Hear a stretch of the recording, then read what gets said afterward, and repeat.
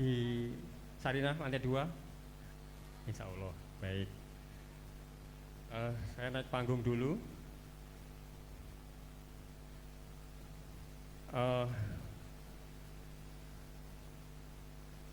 Ya, pada hari ini tanggal 3 Februari tahun 2022,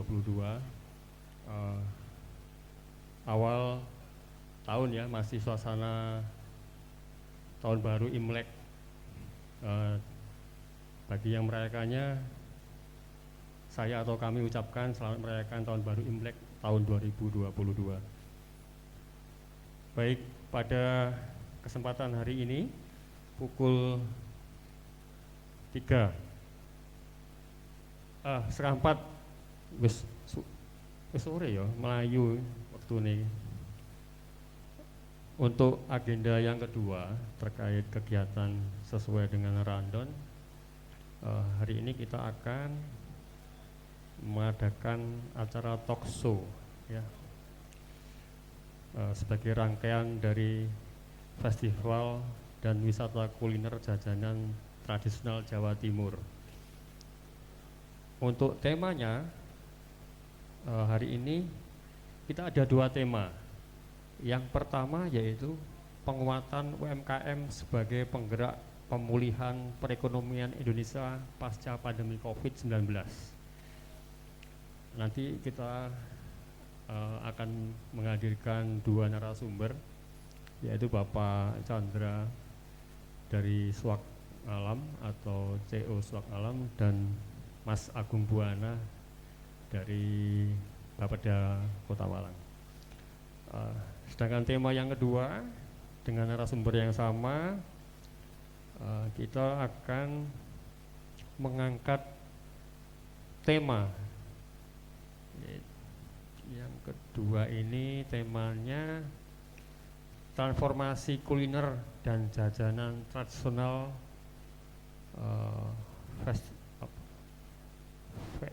dengan melawan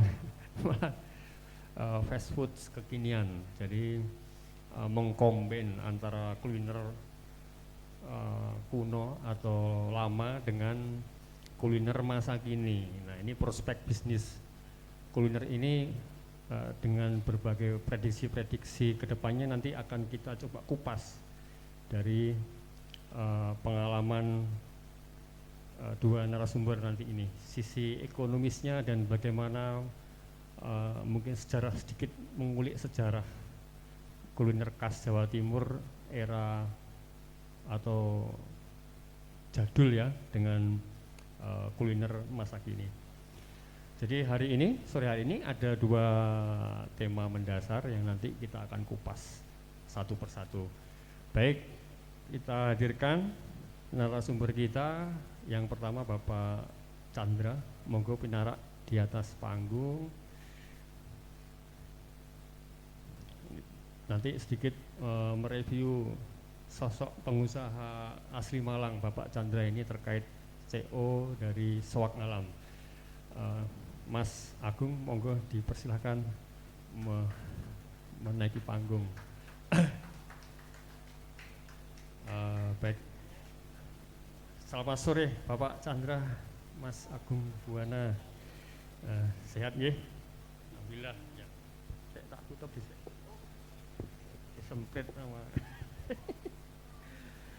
Nggih. Hari ini ada 2 tema nih Bapak Chandra sama Mas Agung ya.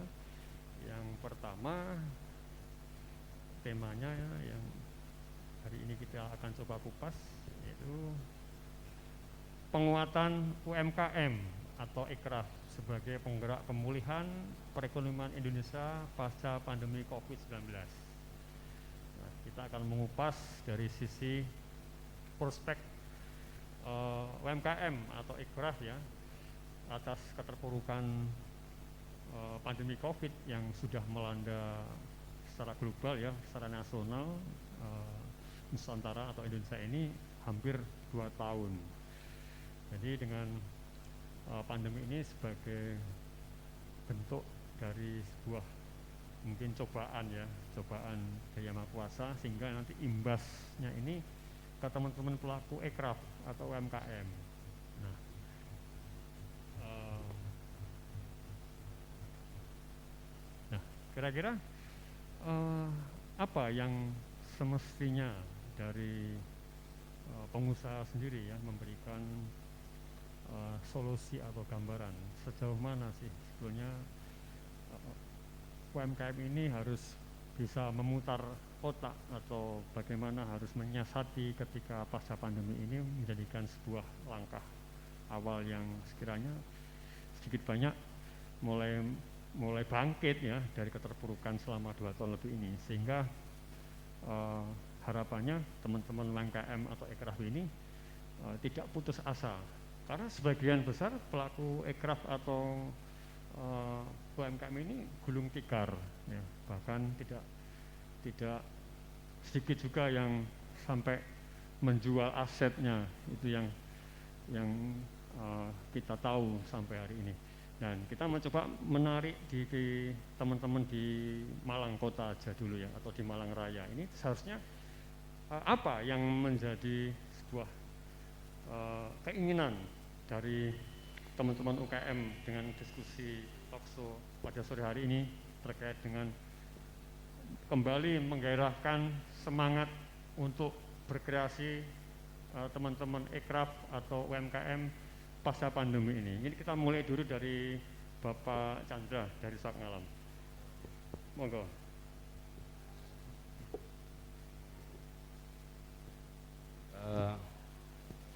Selamat sore semua. Di sore yang sejuk dengan gerimis mendung, ya. Dua tema ini rasanya kalau dibahas di dalam forum 1 sampai 2 jam rasanya masih kurang, Mas. Iya. Jadi memang yang namanya kita berbisnis itu tidak lepas daripada etos, etik, serta fokus. Saya ingin bercerita sebentar sedikit bahwa yang namanya pengusaha itu tentunya punya talenta mental yang berbeda dengan yang mentalnya adalah pegawai atau rumahan, ibaratnya gitu. Karena hal yang paling dasar daripada perjalanan bisnis itu sebetulnya bukan sesuatu hal yang mudah-mudah amat, juga tidak susah-susah juga tidak. Yang paling harus disadari adalah kesiapan mental untuk pertama, apabila tidak berhasil itu harus punya mental untuk berdiri dan mencari tahu sebab kenapa tidak berhasil. Kalau jatuh bangkrut harus punya mental untuk berdiri bagaimana untuk bisa keluar dari kebangkrutan. Nah, ini yang mungkin yang tidak disadari oleh sebagian besar kita. Ini juga hal-hal yang seperti ini yang bayangannya kalau orang berusaha, orang bisnis itu pasti untung, pasti langsung jalan, pasti langsung berhasil. Itu yang membedakan mentality dari seorang bahasanya itu adalah businessman, ya. Itu yang membedakan itu. Jadi di saat awal itu harusnya sudah tertanam bagaimana menyiapkan mental apabila tidak berhasil. Kalau mentalnya sudah berpikir bahwa kalau saya buka usaha pasti berhasil, hitung-hitungan di atas kertas begini, hasilnya harus begini. Kalau seperti itu mungkin dalam setiap event semua sudah berhasil. Nah, Yang tidak terpikirkan adalah saat kemudian tidak berhasil di saat awal. Ini yang kemudian bagi sebagian besar bahasanya sekarang itu startup ya. Startup itu selalu berpikiran bagaimana berhasil dan berhasil dan berhasil. Tidak pernah berpikir bagaimana kalau nggak berhasil gimana. Nah, ini mungkin menjadi efek juga bagi kita UMKM yang ada itu, bahwa kalau saya sudah memulai usaha berbisnis, itu adalah bisnis yang kemudian berhasil. Tidak terpikir bagaimana kalau tidak berhasil. Nah, di dalam sejumlah sharing ya, mungkin di dalam teman-teman bisnis, selalu kan yang disampaikan adalah success story, tapi tidak pernah terpikirkan atau tersampaikan bagaimana proses story-nya. Nah, kadang-kadang itu yang kurang menarik, kan gitu ya Mas Agung.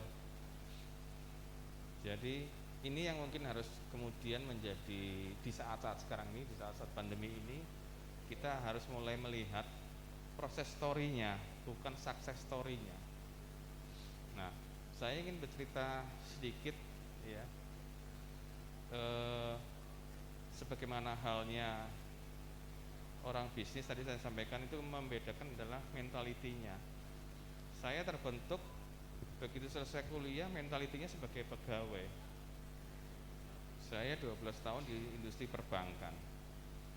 Pemikirannya, hitung-hitungannya secara di atas kertas lah, itu sudah bisa dikatakan lek ngene dadine ngene. Begitu terjun menjadi seorang wira swasta murni, tidak seperti itu. Ada hal-hal lain yang tidak terjabarkan atau tidak terajarkan di dalam konteks apakah itu di dunia kerja maupun di dunia pendidikan yang kita enyam sebelumnya. Nah, ini yang kemudian menjadi istilahnya yang harus kita kulik sebenarnya di situ. Karena dari situ kemudian akan menjadi jembatan saat-saat seperti halnya sekarang ini. Di saat pandemi, semua akses, semua opportunity, semua peluang menjadi tidak ada. Semua kembali ke titik nol, titik nadir. Nah, kalau dalam hal perjalanan di awal kita tidak merasakan seperti itu, yang ada adalah keputusasaan, ya. Apalagi kalau kita bicara UMKM saat sekarang ini, lebih suka UMKM itu dibina oleh dinas. Kalau bahasa saya itu ngalem, nggih. Saya bilang itu ngalem. Kenapa? Kami di awal sama sekali justru harus bertarung langsung ke dalam belantara bisnis, nggak pakai bantuan dinas, nggak ono sing ngajari, langsung nyemplung, langsung tarung. Nah, seperti ini yang kemudian tidak didapatkan. Nah, ini yang kemudian memang harus di dalam hari-hari seperti ini kita harus mengulik di situ, how to struggle for life. Ini yang kemudian harus dijabarkan. Nah, kembali ke tadi pertanyaan dari Mas Iwan tadi itu, bahwa ya apa sih carane di dalam konteks hari ini, gimana selama 2 tahun pandemi kok ono bisnis. Nah, disitulah kemudian pentingnya kita banyak mendengar, banyak bertanya kepada mereka yang sudah menjalani bisnis yang jauh lebih panjang. Karena apa? Story atau proses story-nya ini yang harus kita ambil. Kayak tadi saya bilang di awal-awal, saya langsung masuk dalam dunia pertarungan. Di saat itu yang namanya kerjaan yang tadinya cuma di atas kertas, sekarang betul-betul di depan mata. Suka nggak suka harus mungkin melakukan kalkulasi. Di situ pun juga masih seringkali kita masih miss, ya. Nah, di dalam sektor usaha food, ya, saya bilang food and beverage. Jadi makanan seperti ini sama sebetulnya. Yang harus kita pahami itu adalah mendalami bagaimana bertarung di dalam dunia yang sekarang ini. Ya, jadi hanya bentuknya saja. Kalau saya di dalam sektor usaha oleh-oleh, Mas, itu lebih kurang rimbanya hampir sama. Yang membedakan adalah how to survive-nya ini. Nah, ini yang kemudian harus dipahami bahwa di dalam sektor ini food and beverage atau makanan tradisional harus bersaing dengan makanan yang modern. Ini tentunya punya tantangan, punya proses yang berbeda. Saya hanya bisa menyampaikan bahwa sebelum kita bicara bagaimana growth, kita harus bicara tentang how to survive-nya, karena itu ada di ujung sekarang ini. Okay. Jadi mempertahankan hidup ini penting. Kita harus kembali kepada kiat-kiat mereka yang sudah berhasil melewati fase-fase itu. Tadi ada yang jual aset, pasti lumayan jual aset, Mas. Jual ada aset yang dijual kan gitu. Ya, lewat kalau aset yang dijual berarti kan dia sudah nggak punya opsi. Yang terakhir ini sudah nggak punya opsi. Ya, tinggal pilihannya masih tetap mau bertahan di dalam dunia itu atau tidak kan gitu. Nah, ini kemudian yang menjadi, ya mungkin kita nanti sharing dulu lah sama Mas Agung nanti secara data bagaimana, nanti kita bahas secara aplikasi gitu, Mas. Baik, dari apa yang disampaikan Bapak Chandra, ini tentunya ini suatu pematik ya teman-teman UMKM atau Ekraf ini. Minimal ada daya survival, minimal bertahan hidup dengan kondisi pandemi yang masih belum tahu ya sampai kapan selesainya ini. Yang pertama itu. Yang kedua, karena ini kondisinya yang tidak bisa kita prediksi ya, dan tidak bisa kita ukur, karena kemampuan masing-masing teman-teman pelaku Ekraf UMKM ini juga tidak sama.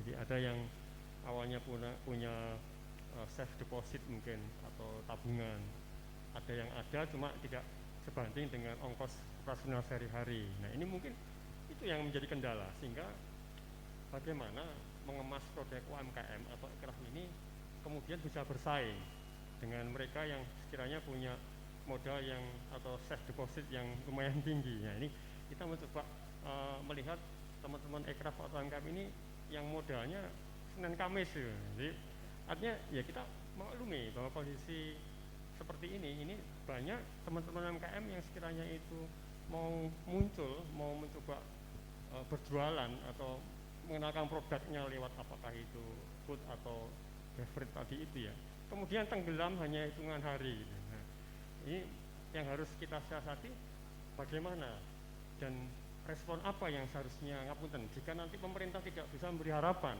lewat bantuan apakah itu kur atau itu bantuan yang sifatnya dengan bunga yang minim. Kembali ke teman-teman Ekraf atau UKM ini, seperti apa yang seharusnya menjadi sebuah rumusan supaya tidak lagi semakin dalam. Dalamnya apa? Meruginya gitu. Nah, ini hari ini kita bicara konteks bagaimana UMKM ataupun Ekraf ini bisa survival. Nah, mungkin dari Mas Agung, pengamat UMKM ataupun Ekraf, bisa sedikit memberi gambaran. Monggo, Mas Agung, terima kasih.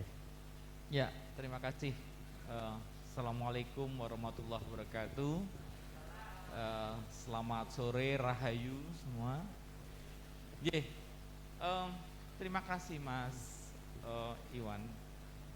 Tapi perlu kita garis bawahi dulu ya, melanjutkan diskusi dengan Mas Chandra tadi, bahwa sekarang ini masa pandemik dan pandemiknya belum berakhir.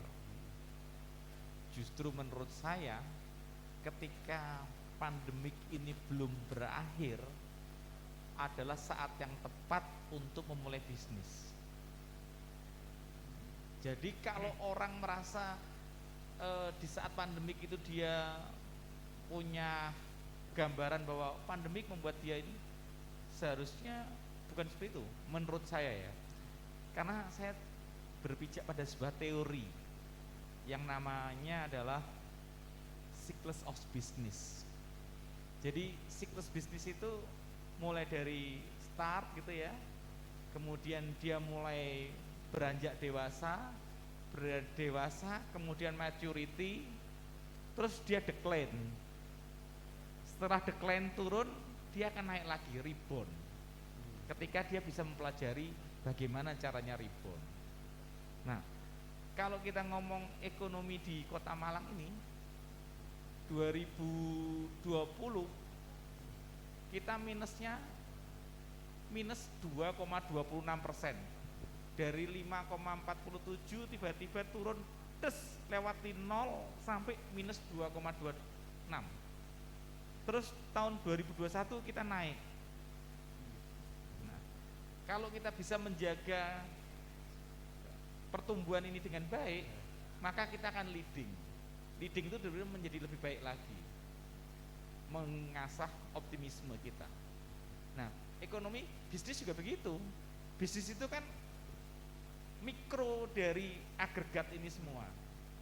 Jadi kalau kita ngomong secara konsep makronya itu adalah tahun 2019 kita 5, sekian %, kemudian 2020 kita turun minus 0,2, tahun 2021 kita udah mulai positif.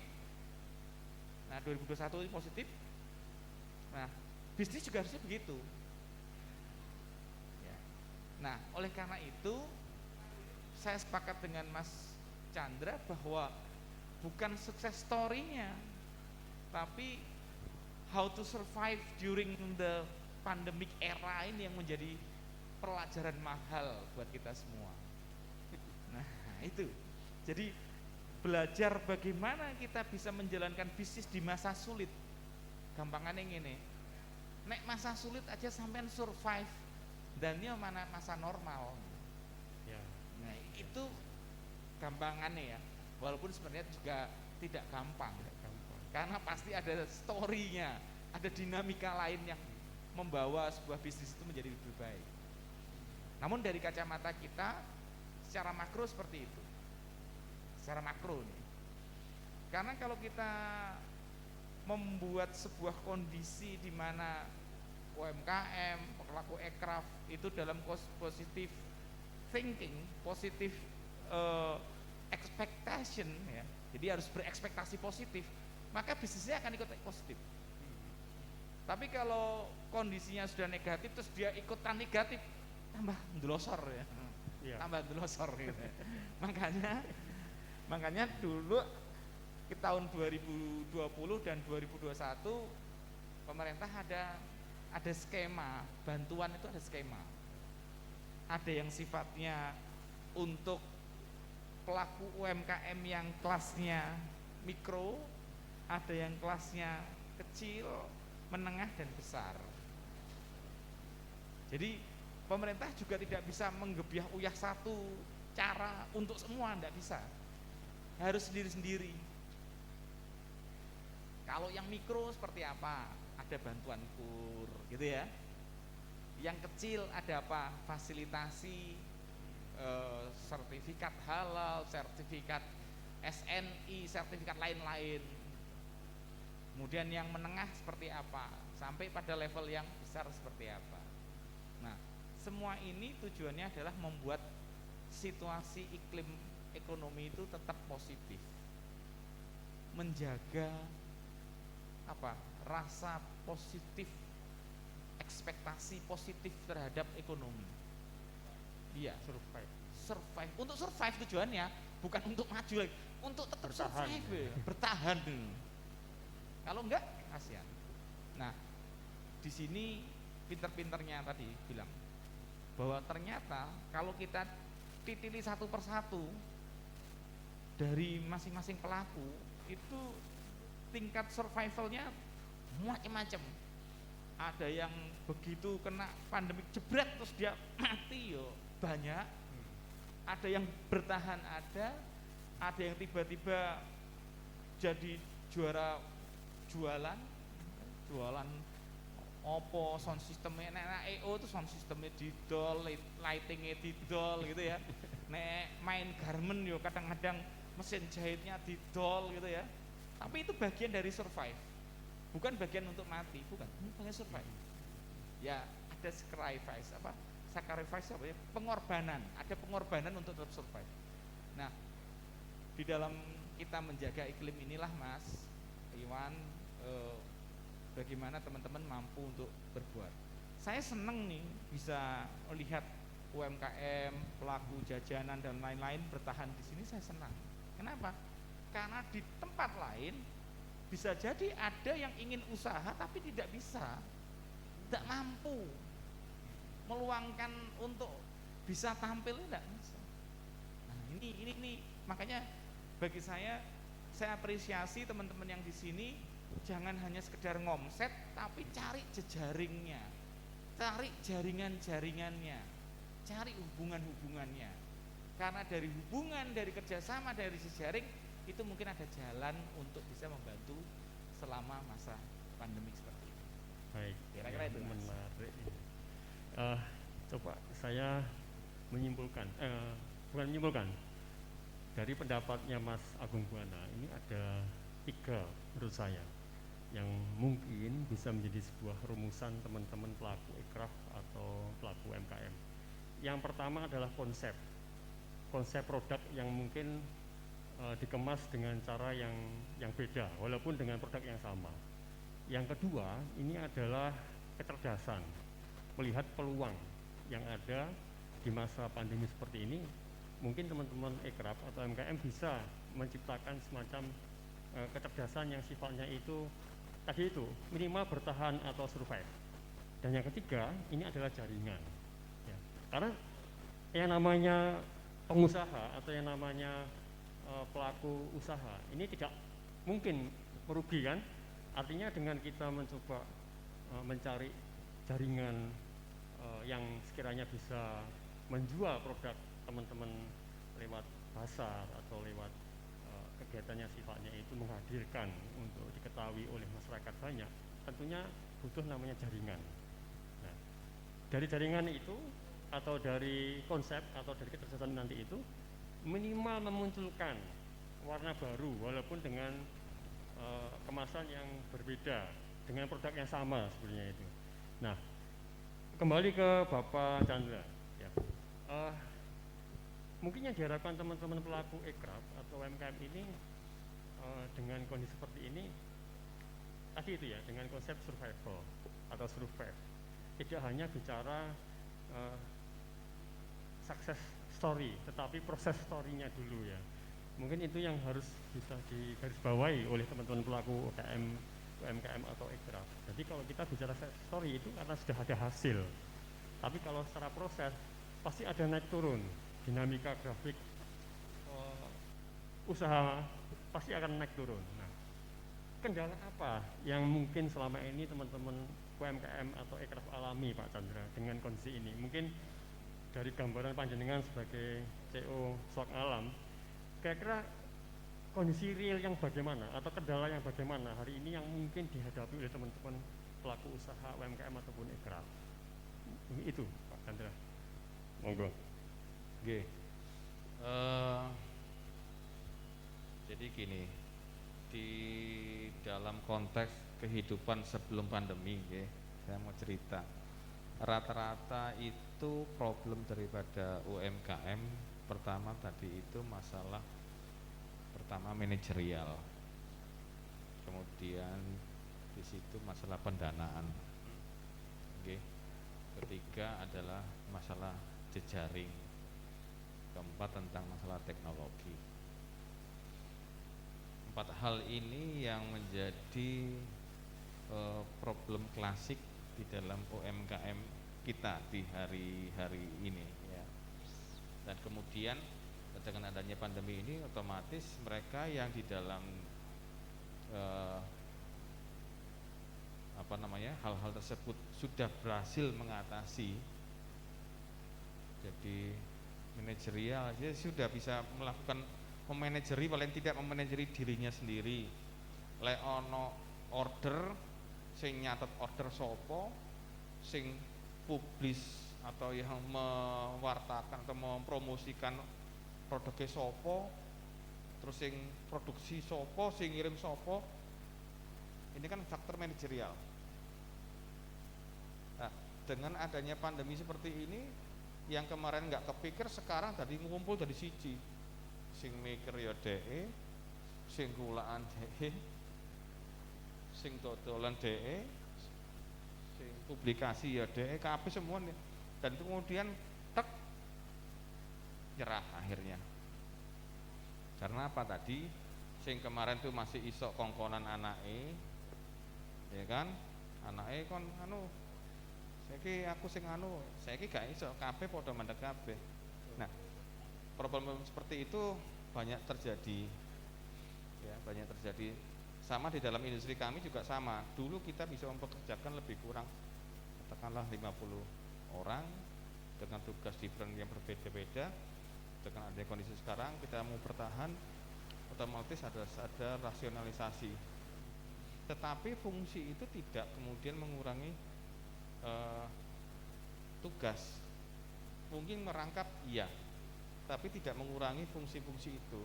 Nah, ini yang kemudian harus ditangkap oleh teman-teman UMKM, bahwa boleh kita kekurangan orang tetapi tidak, atau jangan sampai mengurangi fungsi.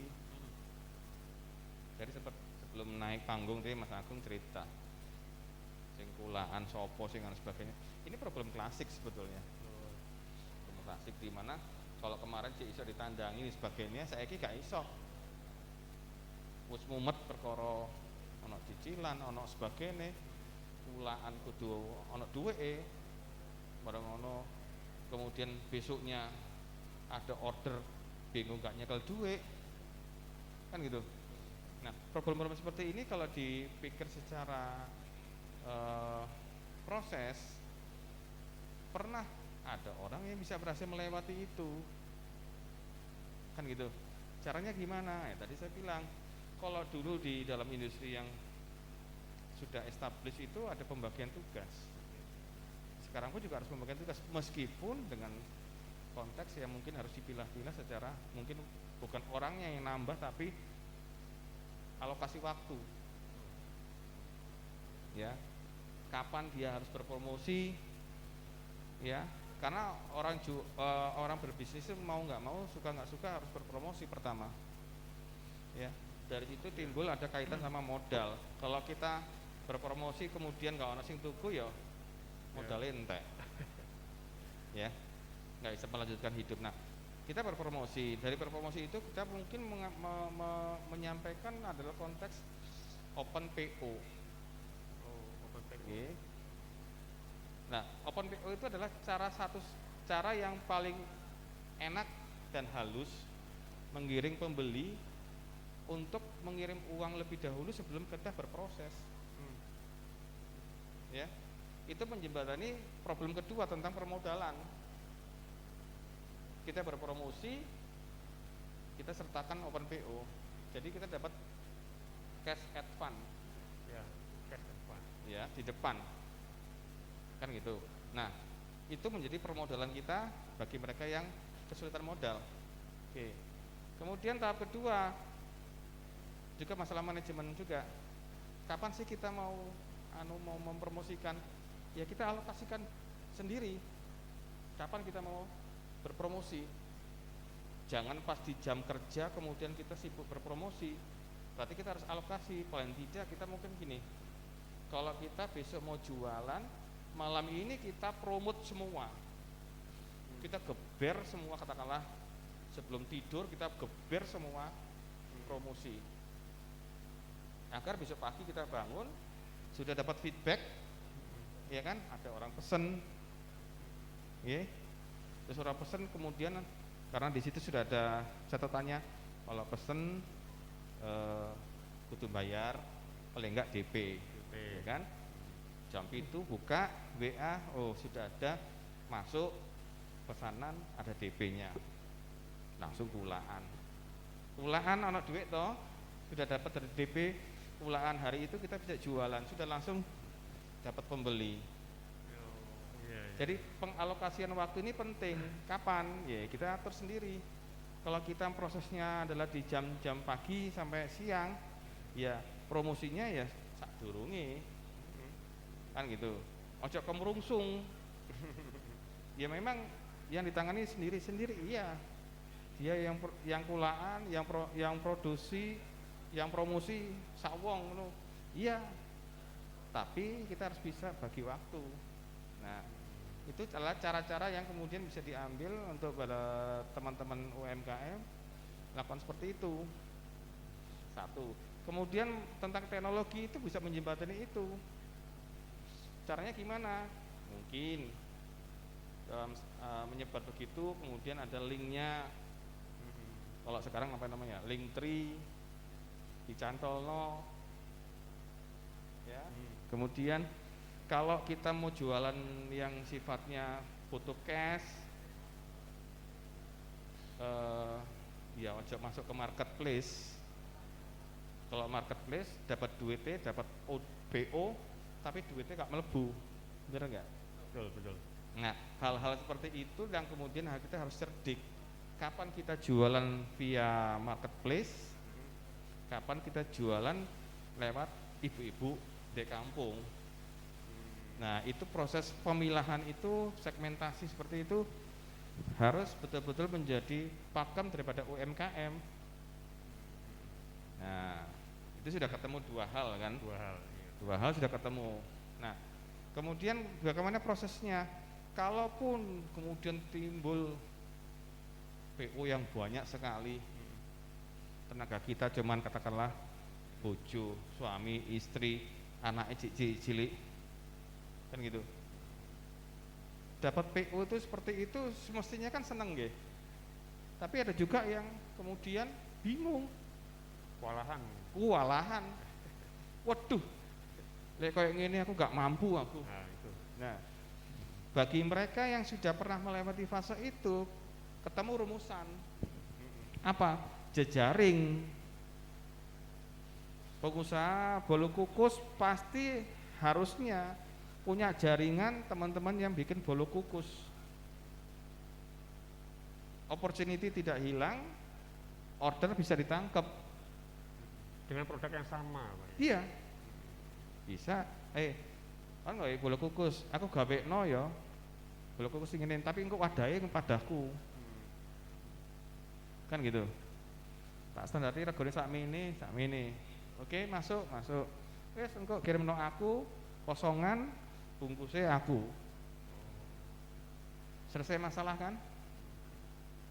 Order tidak lepas, opportunity ketangkep, dapat duit pula. Ya. Nah, ini yang kemudian yang memang harus dikembangkan dari teman-teman UMKM. Jadi berjejaring itu perlu yang setipe, artinya apa jenenge?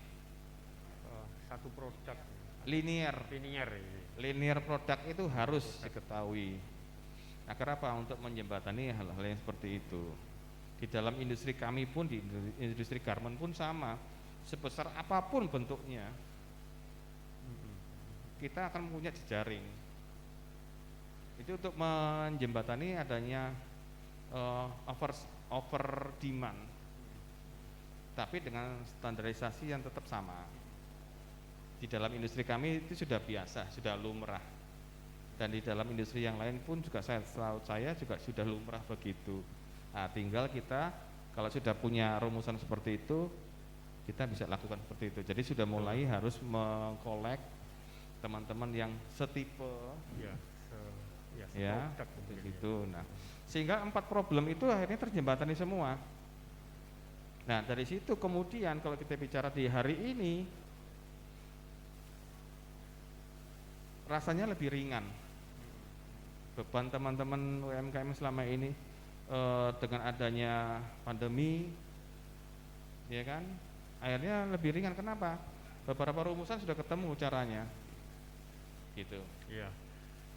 Menarik. Jadi dari teman-teman APKLI untuk Dewan Wilayah Malang Kota ya, ini tentunya kan hampir banyak, sekitar 400 ya, 400 anggota APKLI ya. Kebetulan ketuanya Ibu Susi. Artinya dari 400 pelaku pedagang UMKM ataupun ekraf ini bisa mencoba membuka jejaring dengan tadi itu produk linear tadi itu ya, sehingga ketika satu rekan ada pesanan atau PO tidak harus mereka yang ngayai sendiri gitu ya. Jadi bisa berbagi dengan teman-teman yang lainnya dengan tadi itu, dengan jejaring tadi itu, sehingga memudahkan rezeki ini bisa terbagi ya. Tidak harus dipegang rezeki ini harus satu orang yang kena dapat rezeki PO tadi itu. Nah, menarik Bapak Chandra, karena ini juga menyangkut terkait dengan survival tadi ya, dengan kondisi pandemi COVID yang belum tentu kita tahu kapan selesainya. Kembali ke Mas Agung, karena dari Mas Agung sendiri juga sudah mencoba memberikan gambaran bahwa pelaku ekraf UMKM ini juga ada stimulus bantuan dari pemerintah, mulai dari tingkat mikro, kecil, menengah, ataupun besar. Artinya pelaku UMKM atau ekraf ini harus bisa minimal memanfaatkan ya bantuan tersebut supaya tadi itu bukan hanya untuk sekedar survive, tapi juga harus mengembangkan usaha pelaku ekonomi itu sendiri, sehingga jangan menjadi sebuah istilahnya ketergantungan ya. Jadi bagaimana mengkreasikan bantuan itu menjadi sebuah stimulus untuk menggiatkan kembali usahanya. Nah, namun banyak kita jumpai pelaku ekraf atau UMKM ini kemudian mengeluh tidak bisa membayar bunganya, terus produknya nanti itu ketika masuk pasaran ada pertimbangan yang sifatnya nanti itu apakah laku lagi, atau mungkin karena tadi itu tidak punya jejaring yang sifatnya itu bisa mewadahi pelaku-pelaku ekonomi kreatif atau UMKM. Nah, itu kendalanya yang mungkin teman-teman UMKM merasakan seperti itu. Nah, mungkin dari kacamata Mas Agung bagaimana untuk menyiasati itu? Ya, terima kasih Mas Iwan. Saya 2000 berapa ya? 2010 gitu, saya ingat tahun yang lalu berarti. Saya termasuk bagian dari pendamping UMKM Mitra Bank. Jadi di Bank Indonesia ada program bagaimana mendampingi UMKM untuk menjadi bankable, bisa diterima dari sisi kolateral, kolek gitu-gitulah, karakter 5C-nya bank untuk UMKM yang mau masuk ke dunia perbankan. Nah, di dalam kegiatan yang saya dampingi, UMKM yang saya dampingi, itu seringkali yang menjadi problem klasik dari UMKM kita adalah teman-teman UMKM tidak bisa memisahkan antara keuangan bisnis dengan keuangan rumah tangga. Sistem keuangan ini tercampur. Nah, problem tercampur ini menjadi tambah runyam ketika malah dikasih bantuan duit, Mas. Orang kalau dikasih bantuan duit kurang atau apapun seneng ya. Tapi kalau keuangan bisnisnya dengan keuangan keluarga ini tercampur, bablas. Akhirnya muncul efek konsumtif, gak iso nyaur karena tidak produktif kan pinjaman tadi. Nah, salah satu kunci di dalam kita mau mengambil fasilitasi pemerintah adalah yang pertama, kita harus punya legalitas.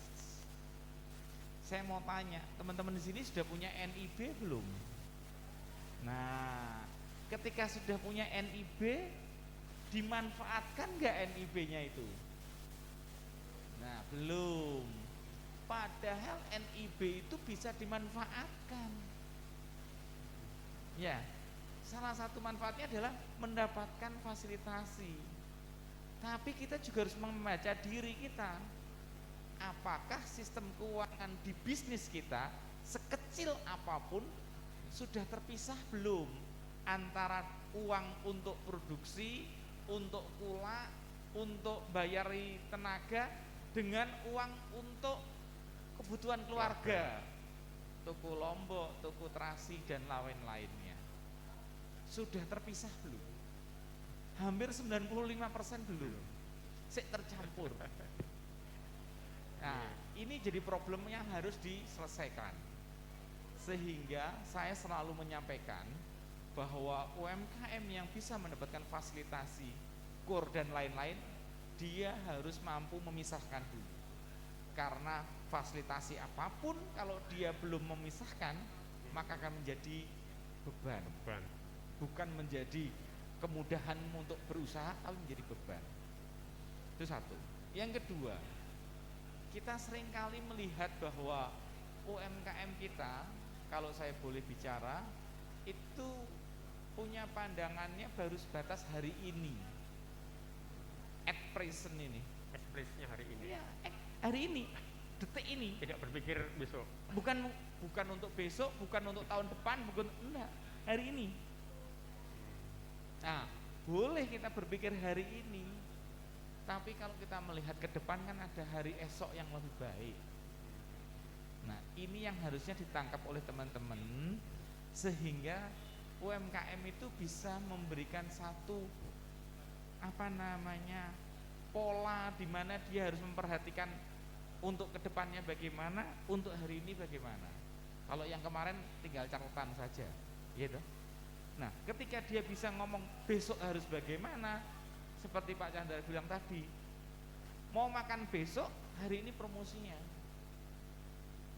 Jangan pas mau makan besok baru promosi, pasti nggak dapat. Artinya harus konsisten. Loh, dan itu tiap hari. Loh, saya tuh tiap hari ngamati Pak Chandra itu jam berapa gitu. Nge-share kemana-mana. Model baru. Ada yang model baru. Wah, ini bagus iki kaosnya rek. Artinya paling enggak orang itu punya informasi dulu. Setelah itu baru ada rasa tertarik. Kedua, kita punya willingness to buy atau enggak? Ada keinginan untuk membeli enggak? Lah wong saiki iki lho, yang namanya, mohon maaf ya, marketplace itu kadang-kadang kene ndelok tok pengin tuku kabeh kok. Iya ta? Wong kadang-kadang regane murah iki. Padahal durung ngomongnya ongkir iki, tapi terasa murah gitu. Begitu kalau ngomong ongkir, padha wae. Nah, hal-hal itu yang kadang-kadang kita perlu ada gimmick-gimmick yang kita bisa tangkap untuk itu. Dan yang terakhir mungkin saya menyampaikan bahwa teman-teman UMKM jangan putus asa. Memang melihat ke depan itu susah. Tapi kalau kita hanya memperhatikan hari ini, ke depannya kita nggak dapat apa-apa. Sudah punya NIB, bagus. Lanjutkan punya sertifikasi. Setiap barang makanan yang harus beredar harus ada PIRT-nya. Setiap produk minuman yang harus dijual harus punya BPOM-nya. Setiap barang yang diawetkan harus ada izinnya, izin edar dan lain-lainnya. Tambah lagi harus punya sertifikat halal. Waduh Pak, menyulitkan Pak. Ya sudah, kalau memang pasarnya Anda pada pasar yang levelnya tidak butuh itu, ya mainkan di situ. Tapi kalau ingin levelnya upscale, naik tingkat, ya kita harus ngomongnya ke situ. Ya apa caranya? Ya kita berusaha. Kira-kira itu. Iya. Kembali ke teman-teman pelaku usaha ya, bahwa konsistensi, intinya produk yang coba dijual ini bisa menjadi sebuah konsistensi teman-teman ketika bicara promo. Nah, karena promo ini juga mengandung unsur penjualan, sehingga ketika masa melihat produknya teman-teman pelaku usaha ini, ketika nanti ini tidak dipromosikan lewat jejaring sosial misalkan dengan kemasan-kemasan yang unik, ini juga nantinya bisa mendatangkan pembeli secara langsung lewat media sosial. Nah, tentunya ini peluang. Yang menjadi kendala itu adalah terkait izin. Nah, kita buka aja ya sesi pertanyaan ya, pukul 4:30. Mungkin ada yang mau ditanyakan. Sesi pertanyaan 2 pertanyaan saja dari teman-teman pelaku UMKM. Silakan.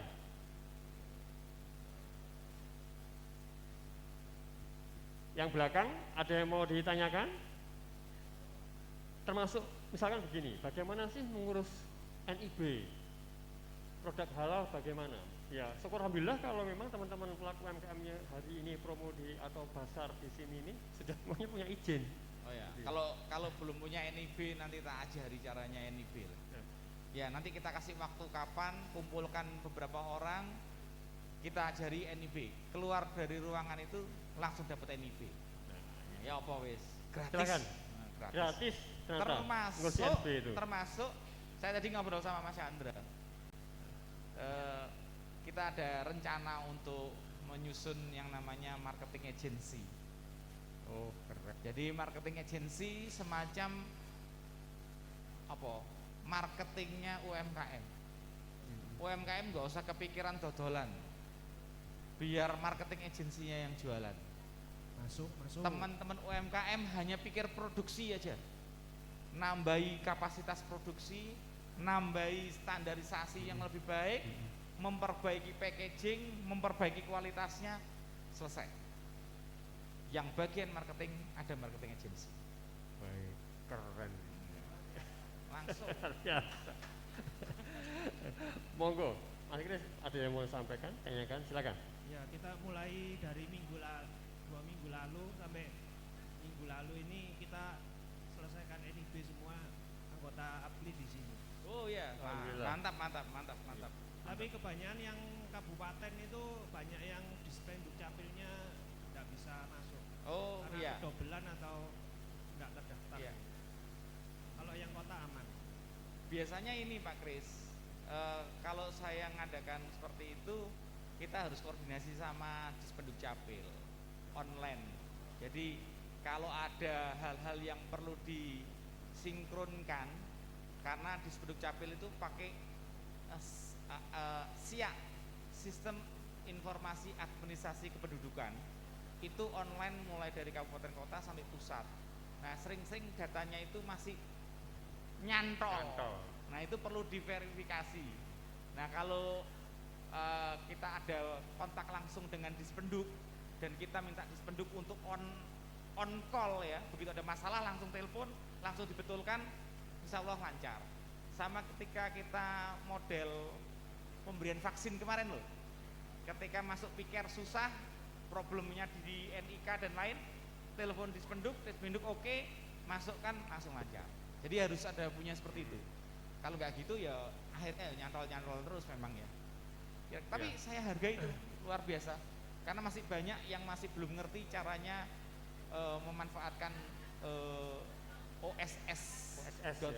Nah, itu yang karena sekarang pakai berbasis resiko ya, RBA. Iya. Itu Mas Kris, kira-kira mungkin dilengkapi lagi itu NIK ataupun data dari pelaku UMKM itu supaya bisa terregistrasi di dinas yang terkait untuk pengurusan NIB. Ada yang mau ditanyakan lagi? Silakan. Terima kasih yang saya hormati Pak Agung, Pak Chandra, semoga sehat selalu dan sudah menyempatkan hadir di ruang diskusi ini. Terima kasih banyak ya, semoga apa yang kita usahakan ini betul-betul bermanfaat bagi teman-teman UMKM yang ada di belakang saya, termasuk saya sendiri. Oke, saya sangat setuju dengan apa yang disampaikan beliau berdua, terutama Pak Agung juga, tentang memulai awal itu lebih baik.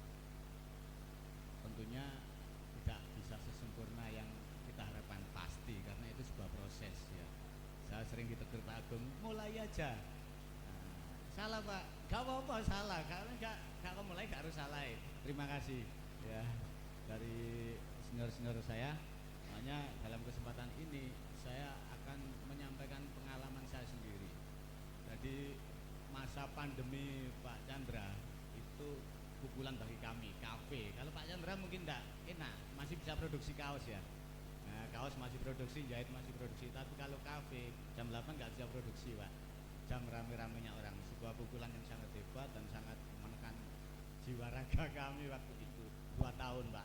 Nah, tapi sesuatu yang mungkin tidak saya sadari, justru karena ada apa yang disampaikan Pak Agung tadi, jiwa entrepreneur, juga beliau Pak Chandra juga menyampaikan jiwa entrepreneur itu harus kuat.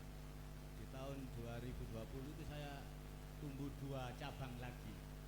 Pada padahal itu pas pandemi waktu itu. Alhamdulillah ada jalan ketika saya ada sebuah keinginan. Begitu. Nah, sesungguhnya para UMKM juga harus begitu. Kalau menurut saya tidak hanya dari permodalan maupun dari semangat, tapi keyakinan itu paling mendasari seorang untuk melakukan sebuah usaha. Yakin bisa, ya bisa. Yakin nggak bisa, ya mundur saja. Pasti nggak bisa. Itu yang paling mendasar untuk melakukan awal dari sebuah kegiatan.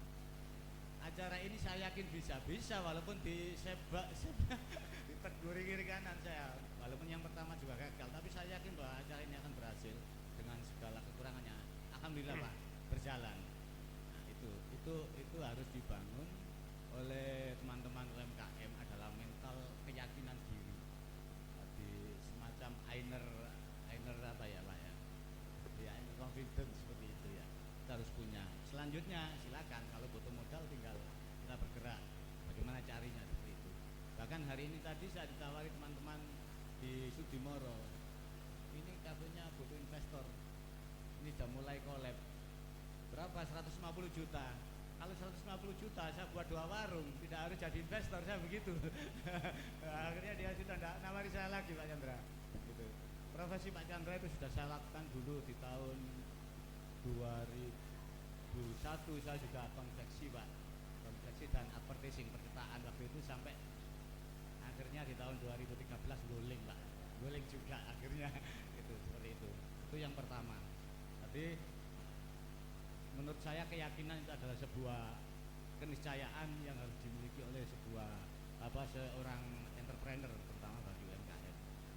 Kemudian yang kedua itu saya menanyakan tentang promosi Pak yang tadi disampaikan, katanya Pak Agung hari ini promosi, besok kita dapat hasil. Nah, apa ada teori atau semacam rumus algoritma tentang kita berpromosi? Nah, kita menyasar orang itu apalagi sekarang online Pak ya. Nah, tentunya harus ada rumus-rumus bagaimana ketika apa yang kita posting hari ini harus tampil di 10.000 viewer seperti itu. Nah, kalau Pak Agung Pak Chandra Pak Agung ya tadi menyampaikan bahwa sebelum tidur sudah harus posting sana sini, itu sudah saya lakukan. Berarti setiap hari, bahkan sampai sehari bisa 10 sampai 15 kali. Sampai teman-teman yang saya postingi bosen, buka HP postingan muda. Nah, saya khawatir bisa ada kejenuhan sehingga orang tidak lagi melihat postingan kita. Nah, apakah ada rumus-rumus tertentu tentang algoritma promosi itu Pak? Itu yang kedua. Mungkin itu bisa saya sampaikan. Terima kasih. Assalamualaikum warahmatullahi wabarakatuh. Waalaikumsalam. Iya. Jadi kendalanya ketika produk teman-teman UMKM di-share, di-posting, ini memicu juga komunikasi yang tidak enak juga sama pelaku UMKM.